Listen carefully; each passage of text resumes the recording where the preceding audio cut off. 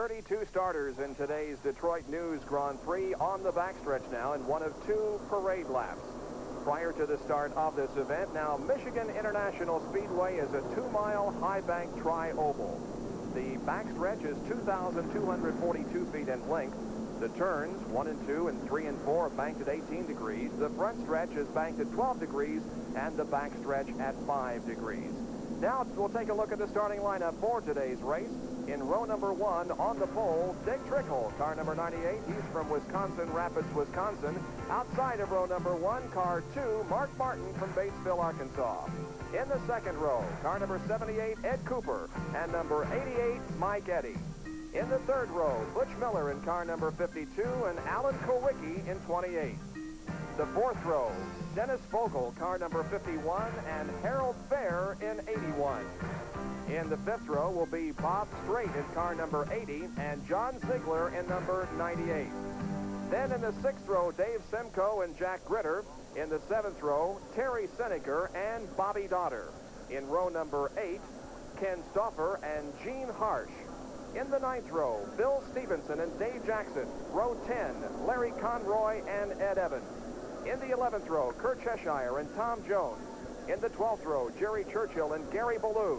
The 13th row, Wally Lambert and Donnie Gregory. The 14th row, Peter Gibbons and Jim Stoddard.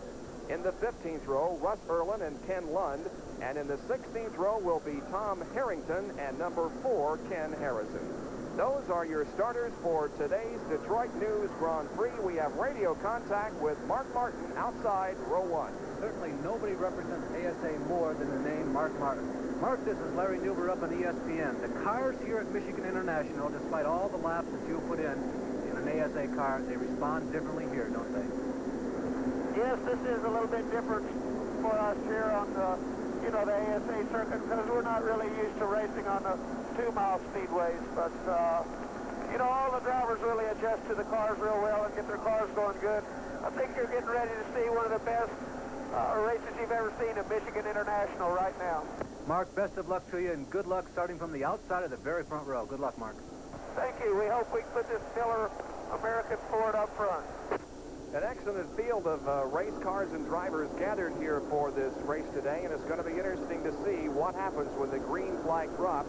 Dick Trickle and Mark Martin starting side by side in row number 1. Ed Cooper, who is a NASCAR driver, in row number 2 along with Mike Eddy. And then from the rear of the field, we've got to be keeping our eye on Gary Ballou in car 112. We have seen Ballou start in a position like this at Michigan International in an ASA car before and pass about 15 of them going into the first turn. So Gary Ballou could be worth a few fireworks before the day is over. The pace car is off of the racetrack. The field is moving through turn number 4 now and anticipating a green flag this time around, and we'll get this 100-lap event underway. Here comes the field beginning to accelerate as they head for the tri-oval. Trickle on the pole is pulling out ahead of Mark Martin, and the green flag is out. We are racing at Michigan.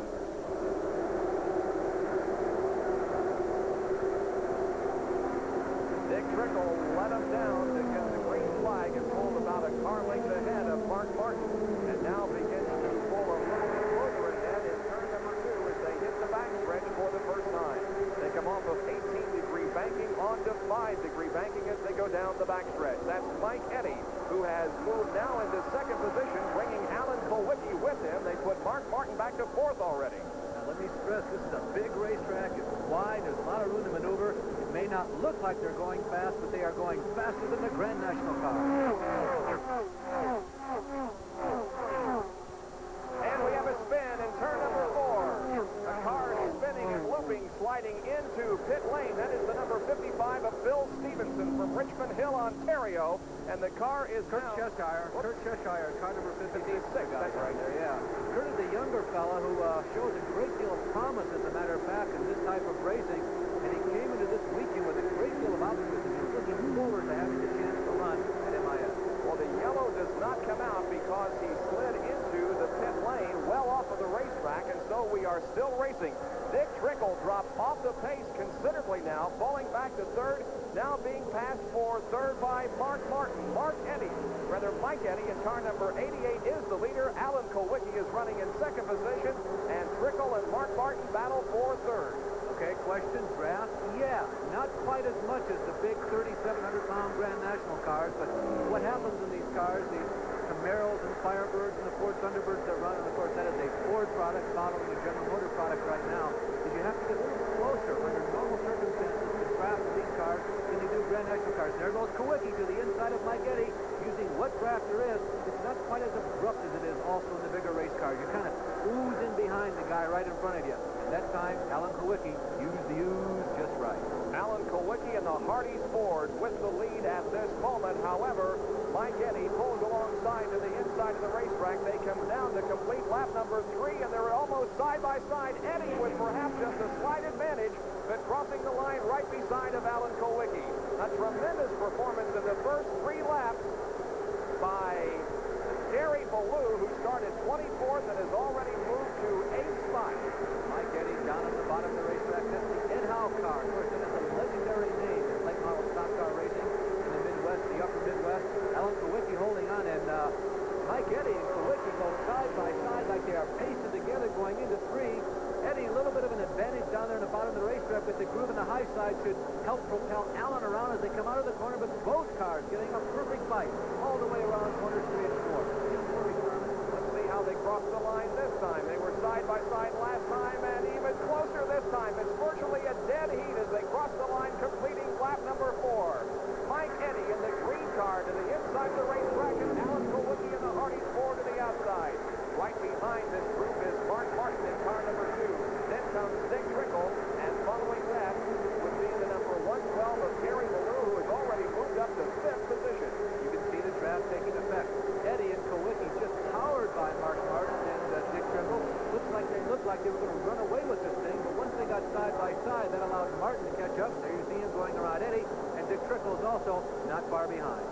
Well, on the very first lap, as the cars came through corner number 4 into the tri-oval, Kurt Cheshire looping into the bottom of the racetrack and sliding into the pit lane. Doing a couple of perfect 360s. He went around one more time.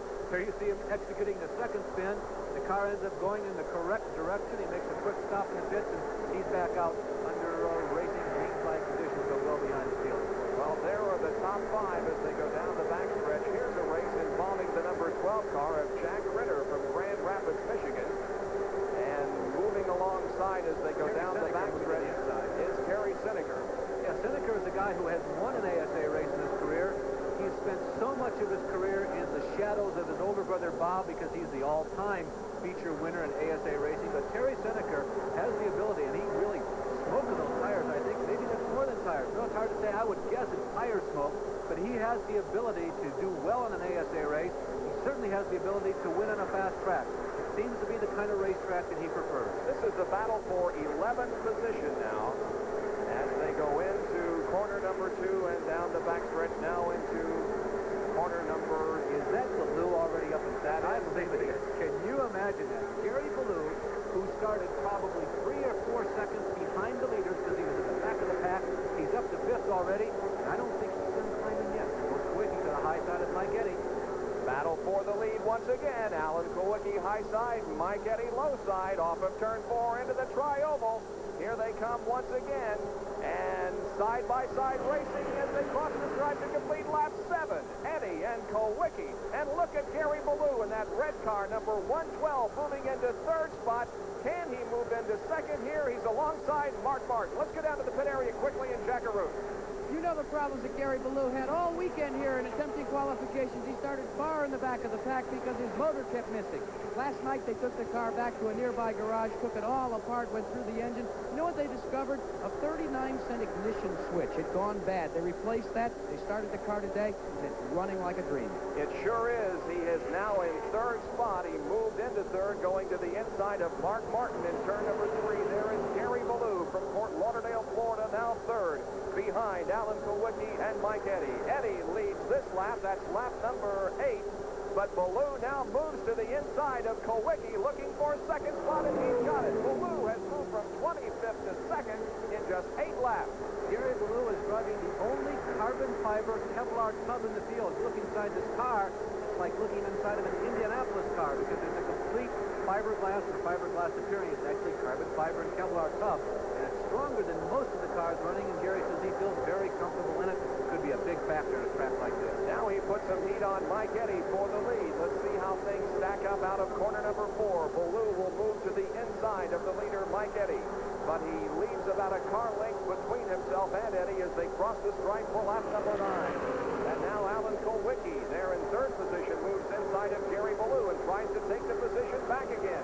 He does by about a half a car length, but now Ballou with the advantage off of corner number 2. The cars are not hooking up. Nobody is. Everybody's running side by side. It allows no one to get away and run and high. Can Gary Ballou move into the lead here before 10 laps are over after a 25th place start? Well, let's see. He moves to the inside, and yes, he does. He slips by Mike Eddy for the lead. Gary Ballou will complete lap number 10 when he crosses the stripe this time, and he'll be the leader. An unbelievable performance by this Fort Lauderdale, Florida driver. What a climb by Gary Ballou. Again, we have seen him do this time after time. The few appearances that ASA has made here at the Michigan International Speedway. Ballou, of course, the former Grand National driver. He has the ability to run competitively on dirt. We've seen him run open wheel cars in the ESPN, and certainly he does well on these high bank tables.